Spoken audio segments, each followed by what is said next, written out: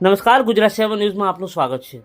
બોટાદ શહેરના શાક માર્કેટમાં સાજિદભાઈ એસકે ન્યૂઝ તંત્રી દ્વારા એક વિડીયો બનાવવામાં આવ્યો હતો, જે 5 દિવસ પહેલાં તે બાબતને ધ્યાનમાં રાખી લારીવાળો મોહમ્મદ ઉર્ફે માલેગાંવ અને અન્ય 4 લોકોએ સાથે મળીને પત્રકાર ઉપર જીવલેણ હુમલો કર્યો હતો અને કહ્યું હતું કે તું અમારા વિરુદ્ધમાં ન્યૂઝ બનાવીશ કે કંઈ પણ છાપ્યું તો તને અમે જાનથી મારી નાખીશું। કેનો ગ્રાહક છું ભાઈ?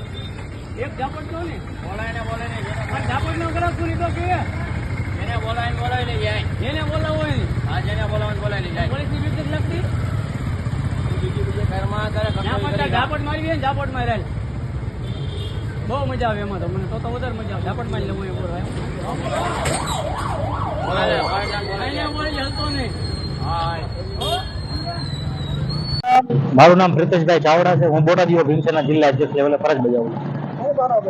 બનાવ એ બન્યો છે કે જે મારા બરાબર સાથે જે કામ કરનાર વ્યક્તિ છે, જે સાજિદભાઈ, જે પત્રકાર તરીકે પોતાની ફરજ નિભાવે છે અને એસકે ન્યૂઝના તંત્રી પણ છે, તો એમને જે ન્યૂઝ છાપતા હોય અને જે એમનું કારકિર્દી જે કામ કરતા હોય છે બરાબર, એની જે ત્યાંના જે લારી ગલ્લાવાળા છે જે એને એની દાજ રાખીને જે પત્રકારમાં એના વિરુદ્ધમાં છાપ્યું તો 5 દિવસ પહેલા એની દાજ રાખીને આ ભાઈ માથે હુમલો કરવામાં આવ્યો છે અને હુમલો છરી છાકા વડે લાકડીઓ વડે ભાઈ માથે હુમલો કરવામાં આવ્યો છે। જે હાથમાં જે પંચ આવે એના વડે પણ હુમલો કરવામાં આવ્યો છે અને કહે છે કે હવે પછી તું કાંઈ છાપીશ કે કાંઈ પણ એવું કરીશ અમારા વિરુદ્ધમાં તો તને જાનથી મારી નાખશું।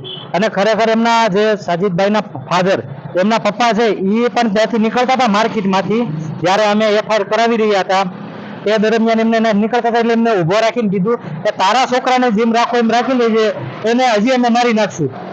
એને જ્યાં ફરિયાદ કરી જે કરવું હોય એ અમારો કોઈ કઈ તોડી નહીં લે, કોઈ કઈ ઉખાડી નહીં લે। આવા અભદ્ર શબ્દોમાં જે એને અમે એક પરથી માર્યો પત્રકારને, પત્રકાર નામનો કોઈ ખોફ નથી, કાયદાનો પણ કોઈ ખોફ નથી જે વ્યક્તિને, તો ખરેખર એને કાયદાનું ભાન કરાવવું જોઈએ। પણ વિનંતી કરી છે, પોલીસે એવી બાંયધરી આપી છે કે અમે એને કાયદાનું ભાન કરાવશું। જો એને કાયદાનું ભાન નહીં થાય તો આવનારા સમયમાં અમે રોડમાંથી ઉતરશું અને આંદોલન કરીશું એના વિરુદ્ધમાં।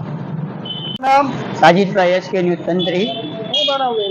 મેં 5 દિવસ પહેલા એક લારીવાળાનો વિડીયો ઉતાર્યો હતો, રોડ ઉપર ઊભો હતો એટલે ત્યારે એને મારી ઉપર જે દાજ રાખી મેં એફઆઈઆર કરેલી હતી।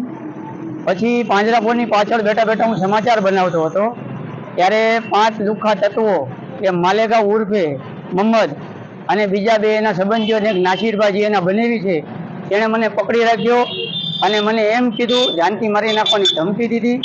અને પોલીસ સ્ટેશનની અંદર ત્યારે અમે એફઆઈઆર લખાવીને બહાર આવ્યા ત્યારે પણ એમ કીધું તારે જેમ રહેવું હોય એમ રહેજે, લુખ્ખાઓ 2 મોકલી।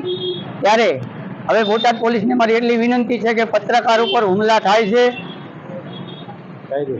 કાયદેસરની કાર્યવાહી કરે, એ અમારી માંગ છે।